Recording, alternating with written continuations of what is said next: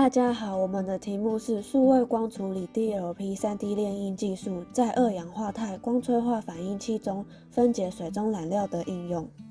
数位光程序三维列印是目前制备高精度与复杂结构陶瓷最广泛使用的基层制造技术，属于潮式光固化的制造范畴。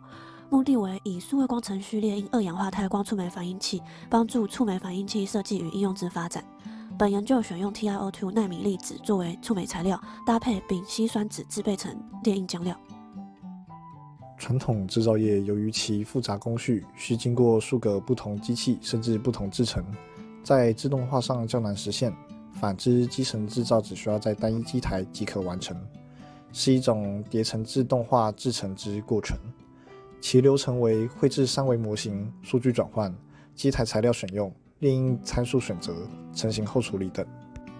其最大的优势在于针对特定需求进行少量制造，不需要特别花费高昂费用开模，增加其制程竞争力。由于二氧化钛的低成本、高化学稳定性和无毒性等显著特征，使其在能源和环境领域中获得了广泛的研究。这是我们使用的实验药品，分别是单体 HDDA、TMTTA、分散剂 EYK111、光起始剂 TPO 以及二氧化钛奈米粒子，还有我们所使用的染料亚甲基蓝。将以上药品以适当比例混合，进行搅拌及脱泡，即完成浆料的配置。接下来借由 3D 列印机进行反应器的制造，这是我们所设计的操作参数。接下来是我们光固化系统的列印过程。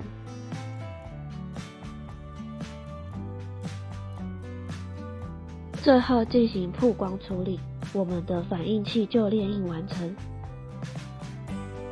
结构设计上选择 Diamond 圆柱结构，可以产生水流扰动和优秀的比表面积，尺寸符合透明玻璃填充管柱的大小。接着，我们将10个二氧化钛反应器串联放入透明玻璃管柱中。在纳米尺度下的二氧化钛在吸收光的能量之后，会因半导体的特性，它的电子会产生药铅而产生电动。电子会跟空气中的氧结合，产生负氧离子；电动则会跟水结合，产生氢氧自由基。负氧离子跟氢氧自由基都有很强的氧化能力，在跟空气中的有机物如细菌、气味、病毒接触时，会把它分解成二氧化碳跟水。之后，电子跟电动会再回到原来的位置，等待下一次的反应。整个过程称为氧化还原反应。我们光催化反应的示意图。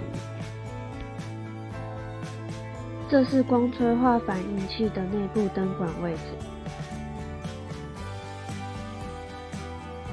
接着借由蠕动帮浦来控制染料从血清瓶中抽出的流速。经阻尼器减缓脉冲。最后再流入反应器中进行光催化测试。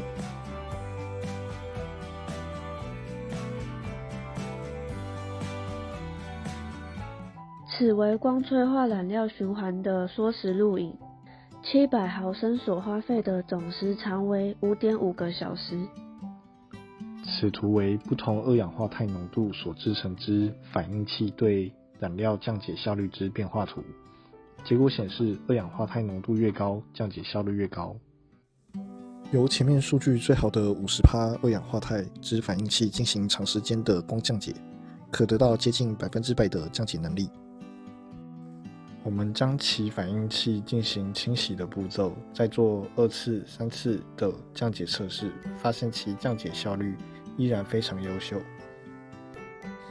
最后结论的部分，本研究透过陶瓷光固化树脂配置、数位光程序三维列印，已成功列印出二氧化钛反应器，并透过亚甲基蓝的光降解实验确定其效能。自备出的光催化反应器能有效地降解水中亚甲基蓝，达到几乎99%的降解效率，且在回收测试中是具有回收的可行性的。